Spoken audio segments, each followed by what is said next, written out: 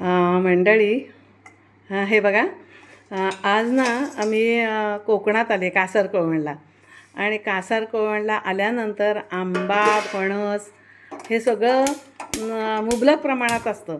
तर कालच आमचा जो पांडू आहे त्यानं आम्हाला एक फणस आणून दिला आणि तो अगदी पिकलेला फणस.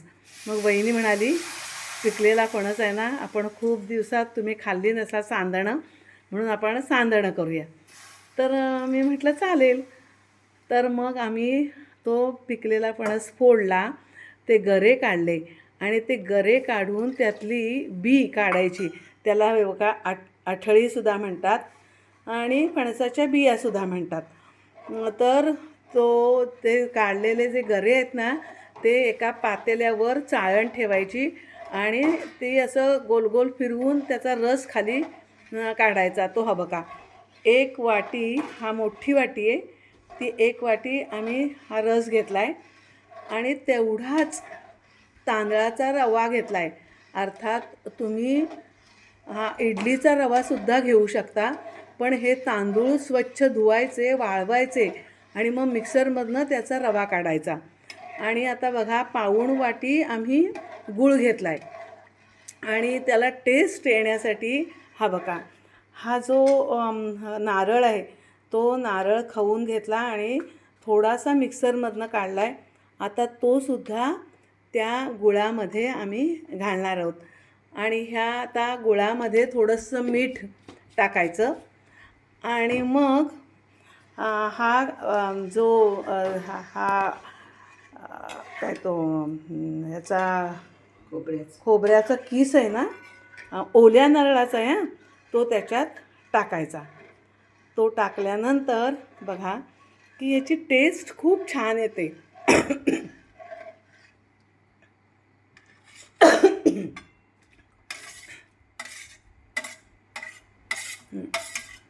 आणि असं ढवळत राहायचं. आणि तुम्हाला एक मी सांगते की आपण हा रवा जो आहे ना, तो जरा असा गुलाबी रंगावर परतला आहे, त्यामुळे तो त्याच्यात घालत असताना त्याच्या गुठळ्या होत नाहीत, हे लक्षात घ्या. तर हे सारखं असं ढवळत राहायचं, जरा उकळी येऊ द्यायची.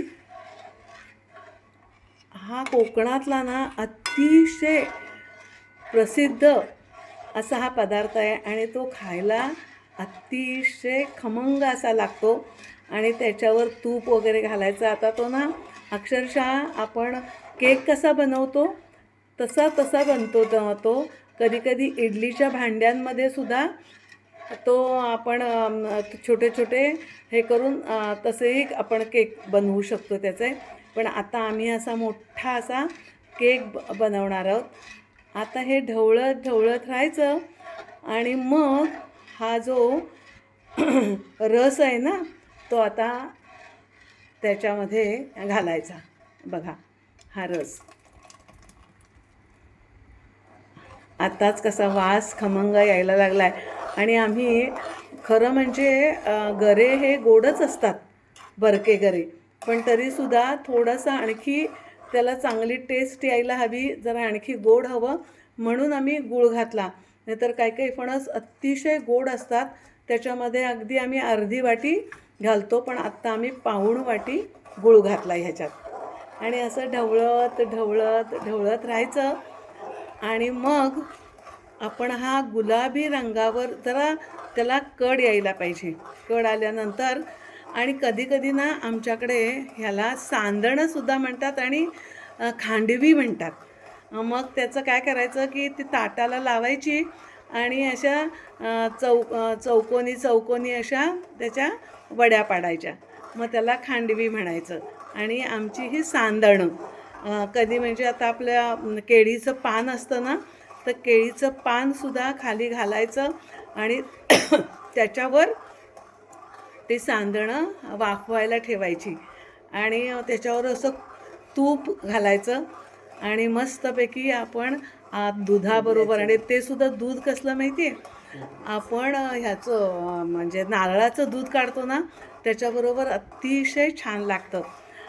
तर आता ह्याला बघा, आता साधारण असं कळ यायला लागले आणि कड आल्यानंतर आपण त्याच्यामध्ये आता रवा हळू घालायचा आहे, जेणेकरून त्याच्यामध्ये अशी गुठळी होता कामा नाही. आणि आमच्याकडे इथं थोडंसं ना आपण ह्याच्यात कलर घातला तरीसुद्धा चालतो, किंवा हळद घालायची.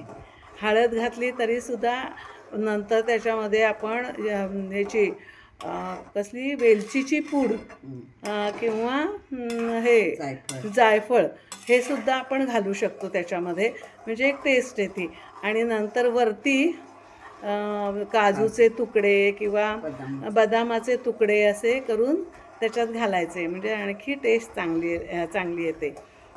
आम्ही खेडेगावात असल्याकारणानं आणि आमच्याकडे भरपूर प्रमाणात फणस असल्याकारणानं मे महिन्यामध्ये खूपदा ही सांदणं आम्ही करतो. खरं मुंबईमध्ये एवढं फणस आम्हाला मिळत नाहीत, त्यामुळे आम्ही कोकणात घरी आलो की ही सांदणं आम्ही करतो.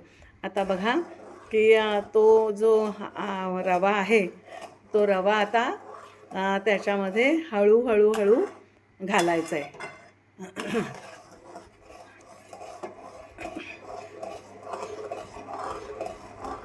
आणि खाली लागू द्यायचं नाही आहे.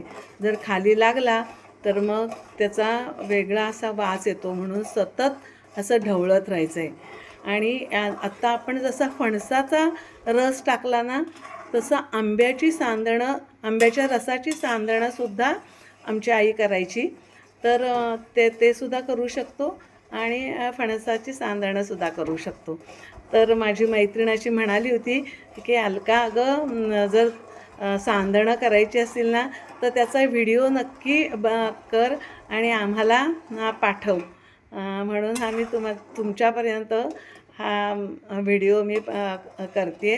आता बघा की त्याच्यामध्ये हळूहळू थोडा असा हा रवा घालायचा आहे. मध्ये गुठळी होऊ द्यायची नाही आहे, आणि ही गुठळी होणार नाही. कारण का तर तो चांगला खमंग असा भाजलेला आहे. मी मदत करू का थोडी? हे बघा, असं केल्यानंतर बघा आता याच्यामध्ये असं ढवळत राहायचं आहे. आता मिश्रण बघा घट्ट झालं आहे. काही जण ना त्याच्यामध्ये थोडंसं इनोसुद्धा घालतात किंवा थोडासा सोडा घालतात. पण आपण थोडा वेळ तसं झाकून ठेवायचं आहे, त्यामुळे खरं सोडा घालायची सुद्धा कधी गरज भासत नाही. असं छान फुगून येतं. आता ह्याला बघा चांगला असं उकळी आलेली आहे. आणि ह्याच्या आता काय करायचं, हा बघा रवा थोडासा शिजत आला आहे, म्हणजे तांदळाचा रवा, म्हणून थोडा वेळ काय करायचं, त्याच्यावर झाकण ठेवायचं.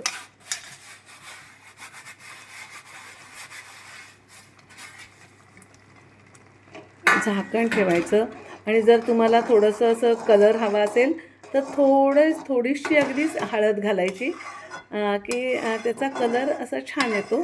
पण आपल्याला नॅचरल जर पाहिजे असेल तर असा कलर येतो. त्यामुळे घातलं तरीही चालतं, नाही घातलं तरीही चालतं.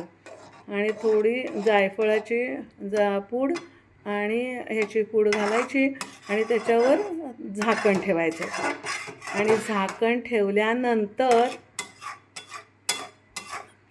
एक अर्धा तास ठेवायला लागेल.